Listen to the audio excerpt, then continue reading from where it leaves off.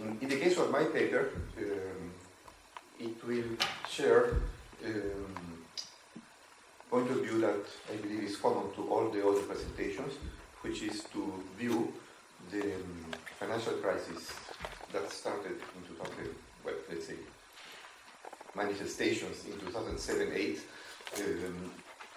as part of a larger event. So it's not confined only to the financial, as just purely financial crisis. We all keep calling it financial crisis, but perhaps a different name should be found. I didn't try searching for a different name myself.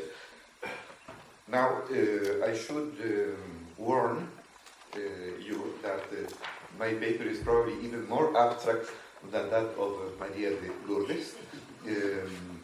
But that doesn't mean that it cannot lead to some conclusions that are practical. And I believe, so toward the end, we can perhaps, during the part of questions, we can talk about that. As many of you, I think that sometimes raising to a high level of abstraction may be useful to then come down to the levels where we live. Here have talked about many of these things. I think it is a good idea to have the brief timeline of the, again, quote-unquote, perhaps financial crisis. This is presented as a sequence, but it doesn't mean that several of these processes were running at the same time at some point. So it is not that it is one after the other, but one started after the other, but they may be simultaneous at some point. Well, first of all, the crisis in the financial world that 2008 Lehman shock, it came, of course, from earlier on with subprime proliferation of subprime stock of all these securities. We saw that in 2008 failure of big institutions in the United States, but also in the United Kingdom and elsewhere. Then, very quickly after that, we had what was called the Great Recession, 2008, 2009. It affected mostly the large developed countries like United States, United Kingdom, France, Germany, Japan. We had during that year, between the second half of 2008, first half of 2009, very large decreases in GDP, running from around 6% in France to almost 14% in Japan. US, Germany was something like 11% at an annualized rate. And then, of course, we had the sovereign debt crisis that was discussed at length before. So Europe, initially the weaker countries, the so-called PIGS at the time, but of course, eventually it threatened the whole fabric of the euro area. And then after that, we had the crisis in emerging economies, Turkey, Russia, Brazil, even now. Also, of course, there are other factors. We cannot say that it is just provoked by the initial shock, financial shock. But Brazil, as we know, even now, GDP negative growth of around 4% is expected for the current year, similar to what happened in 2015. And I think that we can even include in this string of crises and shocks in several sectors of the economy. What is going on in China, especially during the past year. So all of this is connected,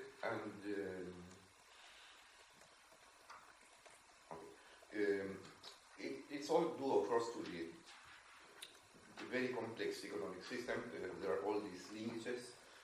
Of course, capital movements very important. We could clearly see that the sovereign debt crisis in Europe was connected to that, to the fact that capital was not available. Fiscal policy, currency manipulations, regulations, and of course the political stability within countries and within international organizations, such as in the case of the Euro area, the European Union, and others. So all these linkages, they sort of facilitated the spread of the crisis from one sector to the other, as was described in the previous timeline. Now, what I'm going to do in this presentation is to, as the title indicated, to characterize this crisis within the context of theory of crisis that I am working on, that I presented last year at the previous edition of this colloquium. And so I will briefly review here that outline of the theory of crisis. Its starting point is the work of Douglas North, that is developed in his book Understanding Economic Change. And his point of his beginning point of North is the recognition that uncertainty in the world that we live on, rather than being something that we try to avoid, so to proceed to a pure economic theory, is something that is essential to understand the behavior of agents, societies, and that really is basic to the development of institutions and change itself. So that is a theme that North develops at length in his book Understanding Economic Change. And uncertainty, of course, refers to uncertainty in the case of North, mostly the human environment that surrounds us. That is what we have been, the world that we live on, not so much in its physical environmental dimension as in the dimensions that are human, in the sense that we created them. It's not that I agree entirely with that, because I think that, especially, for instance, in the case of the environmental crisis, the physical dimension is very important. But that is the way in which North presented his theory. So that change, basically, to understand change, we need to understand how societies, individuals, they react to the uncertainty in the human environment that is surrounding. Now, in such a process, so the way in which it goes is that understanding means trying to reduce it, and to reduce uncertainty. Institutions, belief systems are adjusted, and in that process, of course, that human environment is changing itself, and its complexity increases, and as a result, new issues will appear. So uncertainty is, the reduction of uncertainty is sort of an illusion. You reduce uncertainty here, but other things appear there. In addition to that, the world, as we know, is never the same. So that is what is termed as the non-ergodic nature of the world. So that totally new problems may arise that are not necessarily related to this evolution of institutions. But that is the way that the world goes, and we live in this world every time more complex, more institutions, more. So now, what I did was take as a point of departure this theory of North and define crisis as situations in which this process of evolution, of adaptation, sort of is not working. So there is failure. And this can happen in either of two ways. One is that in the process of reducing uncertainty, well, first of all, this uncertainty is not just something that we would like to know. It's uncertainty that is really obstructing the functioning of the world as it is, so that we need to address it. But in some cases, we may not understand it well. We may lack the knowledge. So that would be knowledge failure, because as this uncertainty is really becoming more and more problematic, then we can have a situation of crisis that would be due, in that case, to the knowledge failure. The other situation is that, for the instance case of the environment, is that the situation is well understood. There is scientific knowledge, we know, even we can understand what could be done. But because of lack of coordination, because of other interests that are in play, that is not happening. So that is called the governance failure, because the society at large is not able to use this knowledge to respond adequately to the crisis. So we have these two possible situations.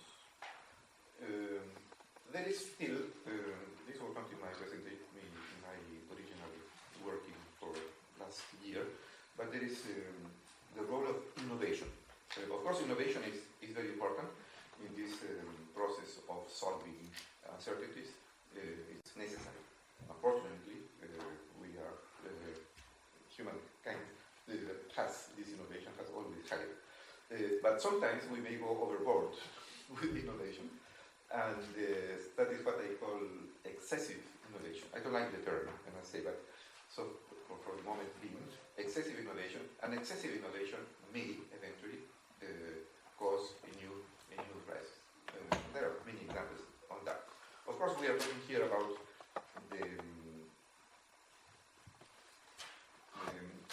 the financial crisis, so I will quickly go over. Thank you. Should be. Well, role of finance in economy. Many of us, we are economists or sociologists. We know well that finance is very important. Without finance, we will not have an economy, a modern economy as we know it. It connects investors, entrepreneurs, past and future. So it is very important. It's thanks to it, economy is now what it is. But of course, to get there, initially, from very primitive financial lending institutions, there were more and more financial institutions that became increasingly sophisticated. All these financial intermediation and so on. Now, of course, the role of finance for development, for growth, one would see finance as a utility, so that it will even be provided by public institutions, as some other utilities have been in the past. On the other hand, it could be seen as another sector of the economy that would be controlled by the private sector. And in the capitalist economy, naturally what happened is the latter. So the finance has become an increasingly important sector in the financial, in the economy. And of course, being controlled by the private sector, profit seeking is a very important motive. So that may be the beginning of the problem. So ingredients for financial crisis. Well, first of all, we have the diversion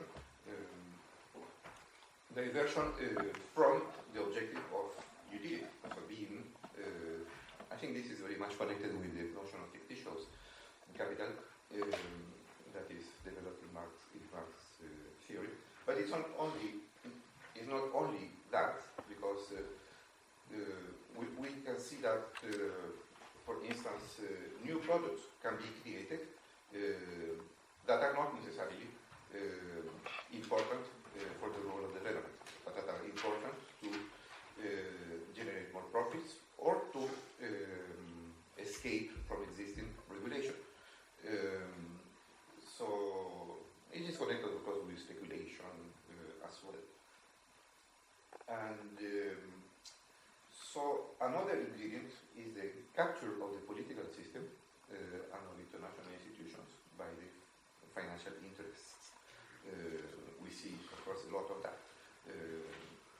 Everywhere, political contributions, they come, of course, not only from the financial sector, but the financial sector is an important contributor. It's certainly not given for free.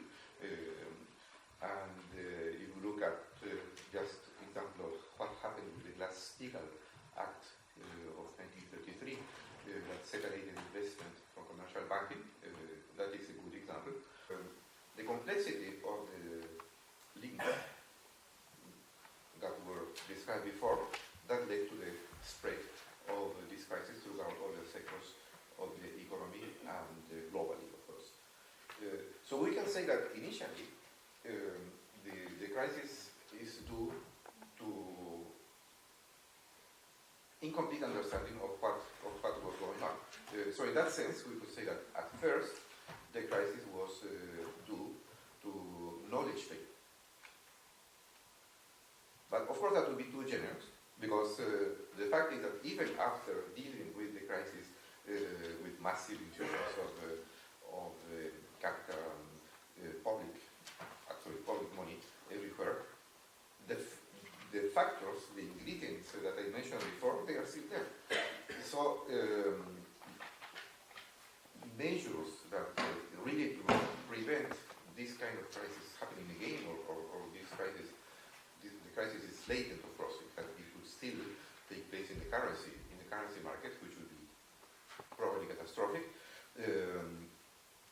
are not being taken. So we can say that at this stage, the crisis is a crisis of governance. It's failure of governance, and in particular of global governance. The failure to create institutions needed to reduce. So those, I think, this characterization, despite taking place at an abstract level, but still they are useful from the perspective of taking some practical measures.